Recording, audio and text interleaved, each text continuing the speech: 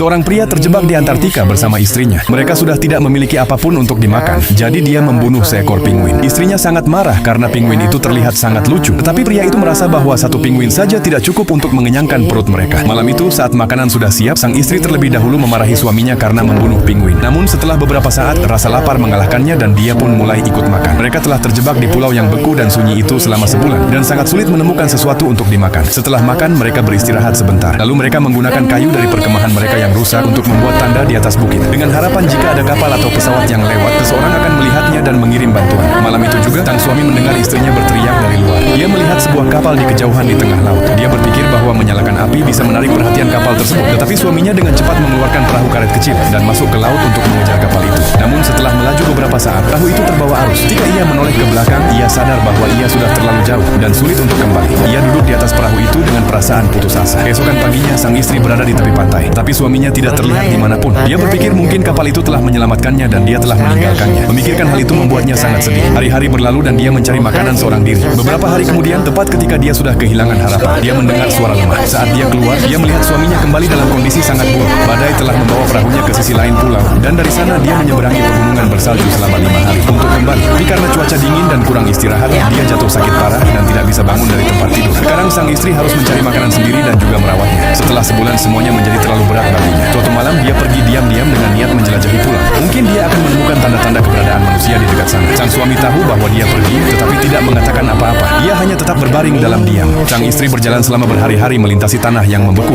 Dia hanya memiliki sedikit makanan dan tidur di alam terbuka setiap malam. Suatu pagi saat mendaki sebuah bukit, ranselnya terjatuh. Dia terlalu lelah untuk kembali mengambilnya. Jadi dia melanjutkan perjalanan tanpa ransel itu. Dia mulai merasa bahwa dia tidak akan bertahan lebih lama. Lalu tiba-tiba dia melihat sebuah stasiun penelitian berwarna merah di kejauhan. Dia berlari ke arah stasiun itu, tetapi ternyata stasiunnya kosong dan pintu-pintunya tertutup. Dia berhasil membuka salah satu pintu dan masuk. Di sana dia menemukan makanan dan perlengkapan. Dia segera memakan beberapa biskuit, mandi, mengenakan pakaian bersih, dan mencoba menyalakan generator. Generatornya menyala. Ketika lampu menyala, dia menggunakan radio untuk meminta bantuan, tapi tidak ada tanggapan. Keesokan harinya, dia melihat sebuah perahu kecil yang disimpan dalam kontainer di luar. Dia berpikir bahwa jika ada kapal yang lewat, dia bisa menggunakan perahu itu untuk mengejar dan meminta bantuan. Sekarang dia memiliki makanan dan perlengkapan. Dia merasa sedikit lebih nyaman, tapi masih tidak merasa tenang. Dia terus berpikir, apa gunanya bertahan hidup jika aku meninggalkan suamiku? Keesokan paginya, dia mengemas perlengkapan, memasukkannya ke dalam perahu, dan pergi mencari suaminya. Saat dia tiba di perkemahan lama, hari sudah malam. Dia mengambil senter dan mencari kemana-mana, tapi tidak menemukannya. Dia tidak percaya bahwa bahkan tubuh suaminya pun tidak ada di sana. Kemudian dia memindahkan beberapa peralatan di sudut dan menemukannya terbaring di sana, sama sekali tidak bergerak. Wajahnya membiru.